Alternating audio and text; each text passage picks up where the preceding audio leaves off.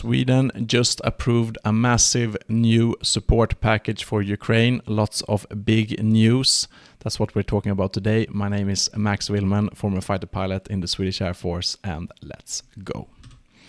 And this is from the Swedish Government homepage. We see here that our Prime Minister Ulf Kristersson received Ukraine's President Volodymyr Zelensky in Sweden on August 19. They also talked to several of the ministers and visited His Majesty the King as well, which you see here. President Zelensky with our King and their respective wives, the Swedish Queen as well. And after this meeting, the big news that came out were tweeted quite quickly by Zelensky on his official Twitter account. So follow me on Twitter, because if you want to see these kinds of things, I am tweeting about the Ukraine war very, very often. The biggest news, of course, is the work on joint production of CV-90s armored vehicles in Ukraine, and this is a big testament to the Ukrainian capability in using the CV-90, and also testament to the capability of the CV-90s themselves, that the Ukrainians have chosen to prioritize buying and building CV-90s for their future defense. As we talked about in one of my last videos about the summer offensive, one of the absolute big takeaway points is that Ukraine has so far mainly been using Soviet and Russian equipment from the start of the war, because that's what they had. But of course, they are not being able to buy spare parts and new equipment from Russia. So they will need to have Western equipment as soon as possible, and also buy and produce in Ukraine. So this is a big transfer for the Ukraine armed forces in the middle of a war. And here is a big news that they will build a production plant to produce CV-90s in Ukraine, which is obviously massive news. They are usually only produced in Sweden, in Örnsköldsvik by Hägglunds. Ukrainian warriors began training on operate Swedish Archers. So Archer is a Swedish artillery system, 155 millimeters. Haubits mounted on a big truck, basically. Very, very accurate, very, very long range, and can fire a number of very, very smart projectiles. So further training on Archer system by Ukrainians in Sweden. Also, the US just approved the transfer of F-16s to Ukraine, but it will be quite delayed. But just as we talked about recently, the Ukraine armed forces, they operated MiG-29s, Su-27, so Soviet-Russian aircraft, and they will obviously in the future will need Western aircraft. F-16 and GRIPEN are the two obvious choices. F-16s are going to be transferred probably beginning next year, but Ukrainian pilots are already testing the GRIPEN, and they obviously want to get their hands on GRIPENs to use them in combat. The 13th new security assistance package we're going to talk about that just in a minute. And before we continue here, please do me a solid. It doesn't cost you anything to like and subscribe to the channel. Like the video, subscribe to the channel. It helps me build this audience. The security assistance package we'll talk about just in a minute. The peace formula, it's basically a document where Sweden will provide more support for Ukraine. Ukraine obviously wants to join the EU, and Sweden has agreed to help them in that endeavor. There's also some other help, mainly like civilian type of help after the Kakhovka Dam was blown up by Russia.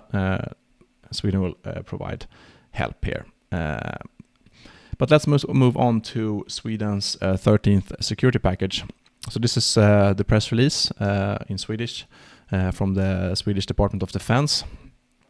Our defense minister, Paul Jonsson, and Lieutenant General Michael Claesson, the head of the defense staff, made his presentation about this 13th support package. And this is in Swedish, but I will do my best to translate it for you. First of all, the current state of affairs is that the war can drag on and will probably be a long war. So we will need to continue to support Ukraine for the long haul. And that's also what we talked about in the video on the summer offensive, that one of Ukraine's main goals was to show the West that they are going to fight this war, to continue to fight. They have the will to fight.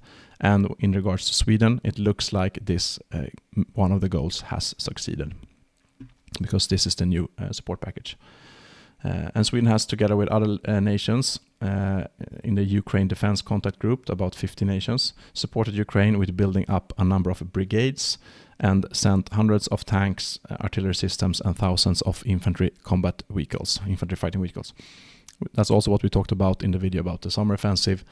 And for Sweden, we have trained them on the 50 CV90s and the 10 Leopards that we have donated, that they were trained in Sweden earlier this year.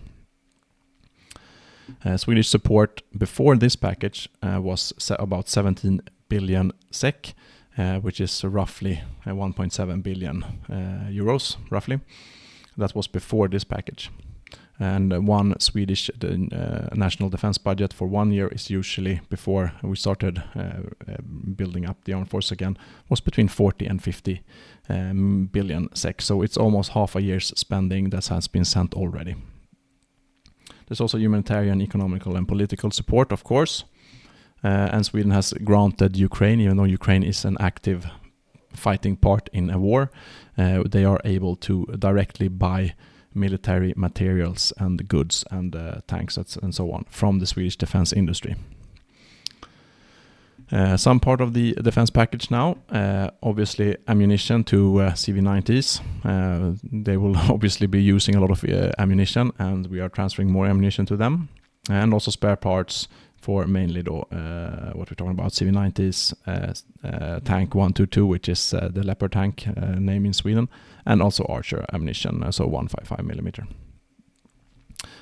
We also have transporting vehicles, mine clearing equipment, and air-to-air missiles, which we'll talk about just in a minute. So the total value of this is 3.4 billion SEK, this new package. And we talked about this as well in previous videos. So Ukraine is under immense attack when it comes to Shahed drones, other drones, cruise missiles, etc. from Russia. And they are using large quantities of air-to-air missiles and other air-to-air ammunition. So we are sending more of that. We have previously sent RBS-70, Hawk and Iris-T, so very, very qualified equipment already.